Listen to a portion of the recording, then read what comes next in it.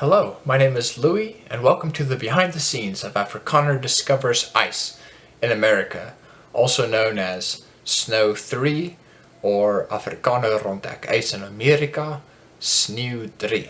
Today, we'll be looking at how we made Snow 3 and how we spent more than 5 hours to get 5 seconds of video for the finale.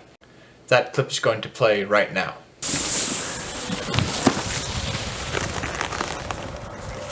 Well, there it is, the glorious 5 seconds of the stunt double going out onto the lake. Now, in order to get the stunt double to go out onto the lake, we had to attach wood to the front of the sled. It's actually just a rectangular board, so that the sled would keep its nose up and be able to slide on the snow without the dummy pulling it up.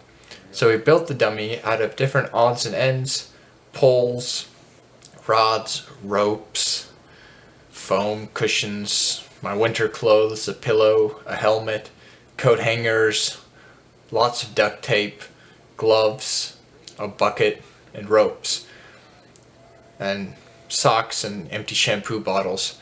Our idea was to make a skeleton and then add some padding around it, sort of like a scarecrow. We tied it all together. This is like so weird. It's like seeing myself with my own eyes. Because these are the clothes that I always wear. Ready to roll. See what we got here. It's me, my buddy. It's in the back. Gonna go sledding. Ooh, ice on the road. Full attention, both hands while driving. Our plan was to push it out onto the lake at a spot where it had a very thin layer of ice, so that the dummy would fall into the lake and thereby shock the audience into thinking that Louis went through the ice. Such a terrible idea, isn't it? So we tied a rope to the board, had it go up the sleeve, down the torso, through the pant leg, around the ankle, and then out the back so we could pull it all back out of the water together. It was a strange idea, I admit. But hey, it's YouTube, so I thought I would try and make it interesting, you know. Alright, action! Go!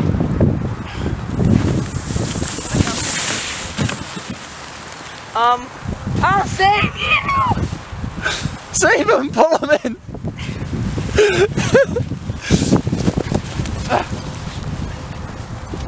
We'll get you out of there, Louis!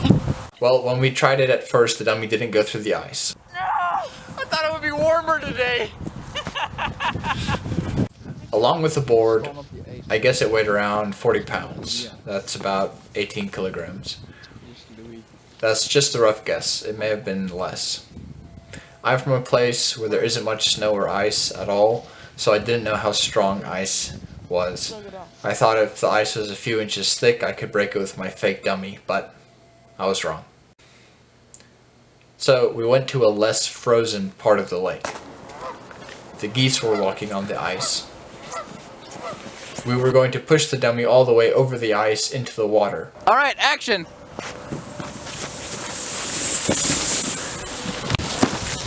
Well, the dummy didn't listen to me, and he stopped right on the edge of the water. Help him! Rescue him! Pull the rope! A man has fallen into the river.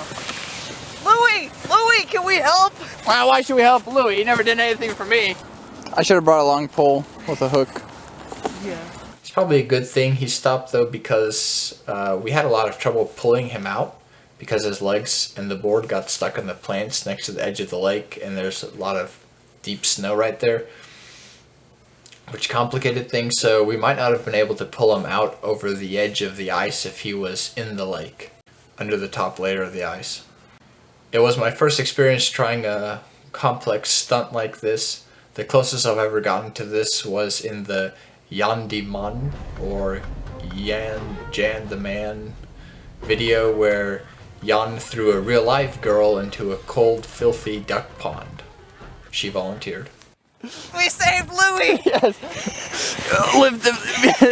Live to die another day. It took a lot of time to pull the stunt dummy out onto the land, but we finally got him out and dragged him back.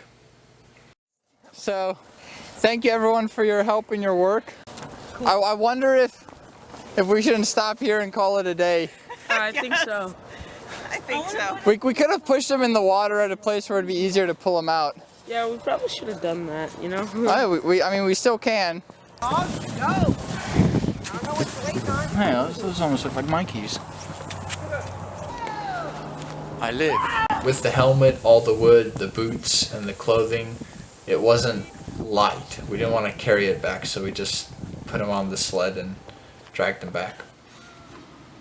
I went back the next morning and filmed the rest of the video nearby. Everything except the last 5 seconds. By then the lake was very frozen. I put the same clothes on as the dummy had worn. Then I put footage of me sledding right before the dummy scene to make it look more real.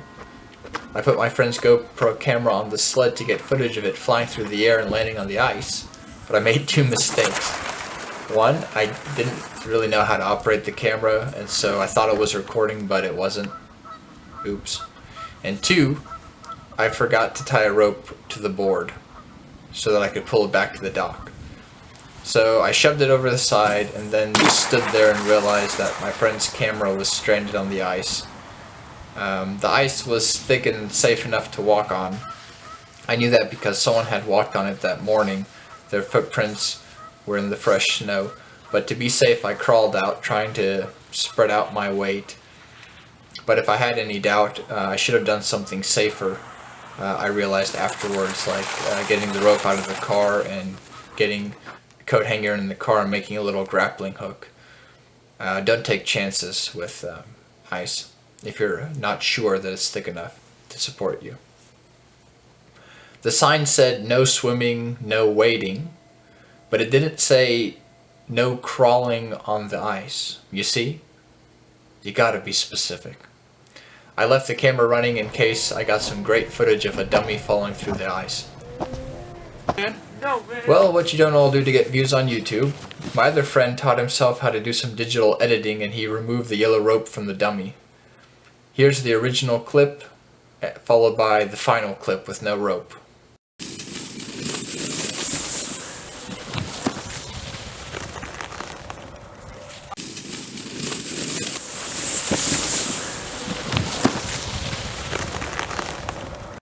Well, that's how we made Snow 3. Thanks for watching. Feel free to watch Snow 1, 2, and 3.